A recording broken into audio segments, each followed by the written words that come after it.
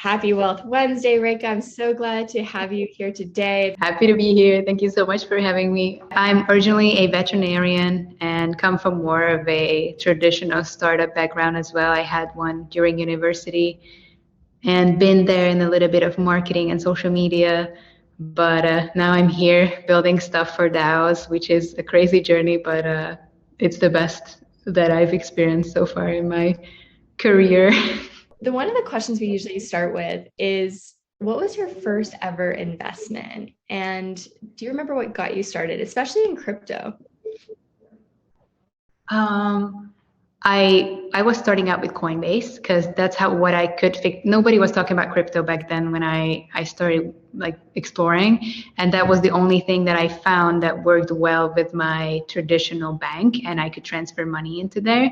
And I think I bought Ethereum first. I was a ETH girl, but I also bought some random cryptocurrencies that I found, like Litecoin, XRP, Bitcoin, of course, and a few other altcoins like that. But I think, yeah, that was the first one that I bought back then. And then I just kept adding more because I was a university student. I didn't invest much, but I just wanted to try. I wanted to see what it's like, so I kept adding $30 into it every few weeks. It took me 6 months to digest that, and then it took me another 6 to find something that I could transfer my little monies to that. And then it took me, I think I started buying more in 2019 only, because that's when I had money to put in, because I was in university, and I think that's when I started consistently buying stuff. But it took, I think that was a 3-year learning curve. And so how and why did you get into your space now? Now building tools for DAOs, not doing veterinarian at all. How did you get into this?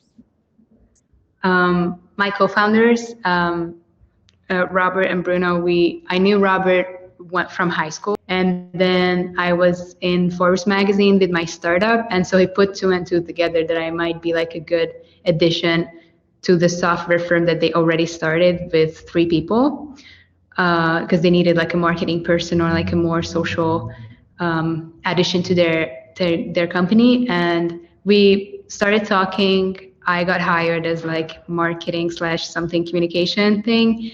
And then in the span of 3 months, I had first started learning a lot about DAOs and got into the full space of that socially. And just you have to put your thought processes and everything in there. And we started noticing that the problems that my co-founder Robert already found with privacy and with connecting with people with the same blockchain assets and everything. And so we founded Agora, started building it in 2021 March, and came out of stealth after Paris conference that year. Gained a lot of feedback. We started just pitching it to everybody, and our vision was very, very all over the place. We wanted to do a lot of things and solve a lot of issues at the same time. So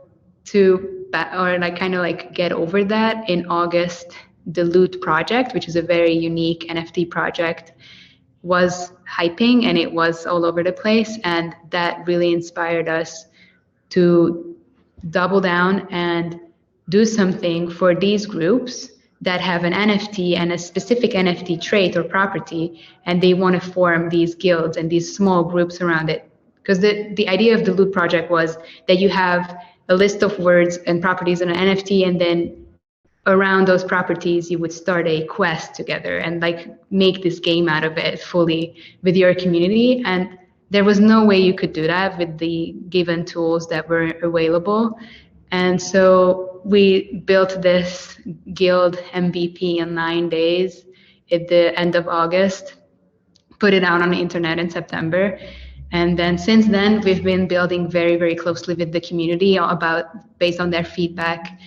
It's been great. And since then, they started using it more, what we initially thought with Agora, the more DAO membership management thing that you guys are using it, that more layers and more types of assets and the full-blown DAO kit. And now we're at the point with Guild that it's more of the, you're essentially establishing a DAO when you're creating a guild.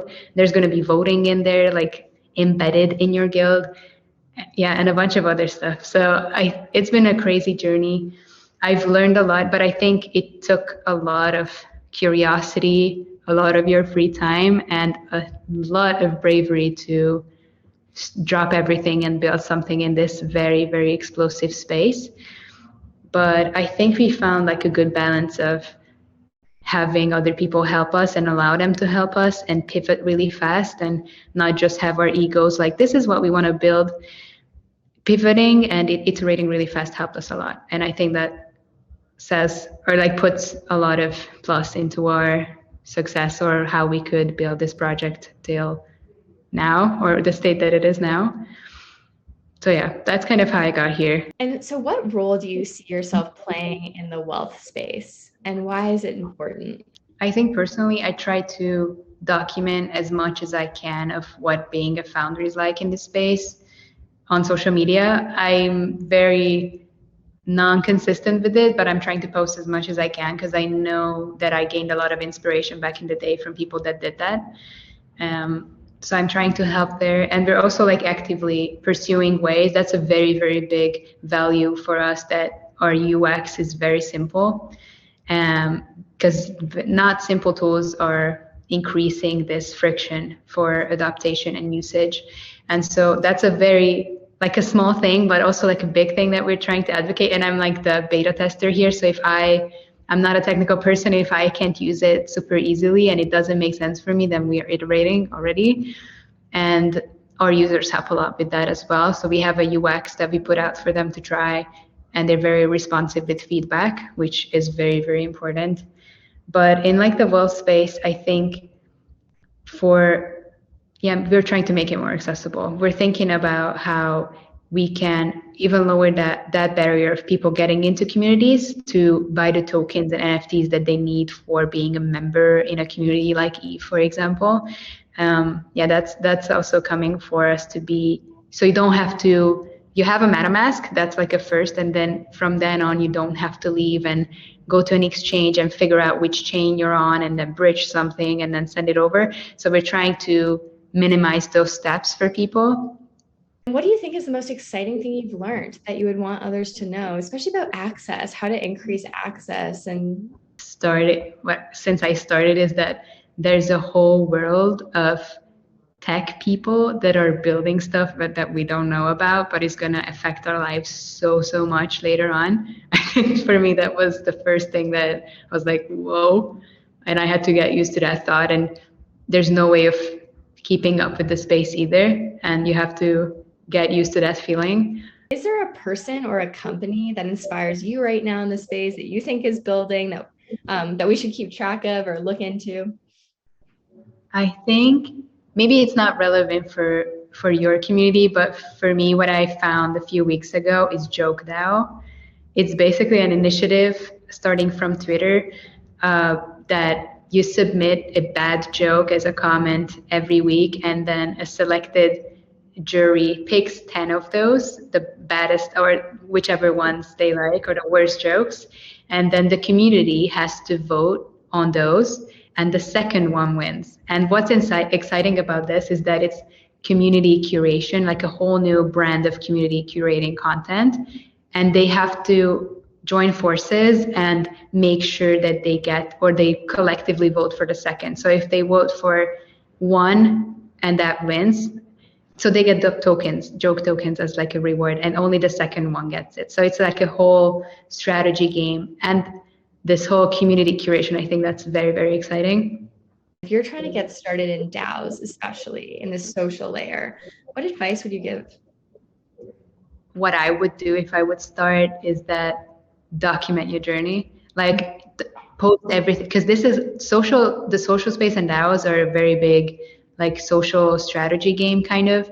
And if you post whatever you're learning about or your takeaway from a Medium article or a Mirror article, you can get so much more opportunities in a sense that people will reach out and they want to learn about the same thing, or they can answer your question that you don't know. You can get involved with the project so fast if you're out there. So I would recommend, even with people with social anxiety, I know it's really hard, and for me, staying consistent is really hard. But if you take it as like a journal of what you've been learning, I think that's going to give you a lot of opportunities later on. And if I could start over, I would start there for sure. And for diving into the DAO space, I think there's a few DAO discovery tools that are very exciting. And if you're looking for jobs to get started, there's a few job boards that are being put together, like handpicked, hand curated, for example, by Gabby Goldberg. I think that's really neat, from a few portfolio companies. Also, Station, 0x Station is going to be very exciting for decentralized or more like DAO-y onboarding and hiring processes. So look into that. It's not, I think their alpha is not out yet, but it's going to be available soon. And read a lot. And yeah, that helped me, reading every article that I could get my hands on and joining communities that are gathering these, like Eve, Forefront. Forefront is free, and they have like daily recaps of what happened, collecting like 10, 15 articles and videos that happened this week. I think that's a good starting point. Yeah, we've tried to do very similar thing, like a Web3 weekly, the 3 things you need to read, listen, and watch in a week. Yeah. Why DAOs? Why the idea of these trustless, permissionless, tokenized communities? Like, why not do it in Telegram votes or polls? And, you know, what is the need for NFTs or tokens in managing a community? And I'd love to hear your perspective on that, or some of the use cases you've seen that you're like, this couldn't exist without the information that's contained in the NFT or the token to guide a community. I think why they're necessary for curating a community is that this is what makes it permissionless and inclusive. So I could be a fully anonymous person buying into token and getting into communities that, for example, I couldn't because of my gender, age, skin color, or anything, background, because of that. And I could get access to investment opportunities if I bought that specific token or that specific utility or membership NFT. And I think that aspect of privacy or like identity is very important in this space. It's still a social experiment, in my opinion, because I think we still have some advancement to do in that front.